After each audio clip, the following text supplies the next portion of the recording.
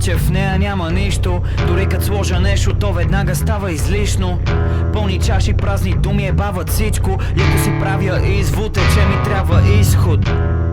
Искам да бъда извън кутията, но знам, че като се вира в това, което искам, ще убия за още малко от него, сякаш колкото и разсъмял, не съм си изял парчето. Света ме направи лаком или съм такъв по рождение. Може би от рекламите или съм роден с въображение. В поколение от хора, които не търпят напрежение, от хора, които не са в течение с бързото време. Често седа и усещам как се чувствам празен вътре. Не знам дали ако реша да ям, ще ми стигне и само къще. И се чура, ако то глад някога ще си тръгне. Но ако ще да е така, сине, нека така да бъде.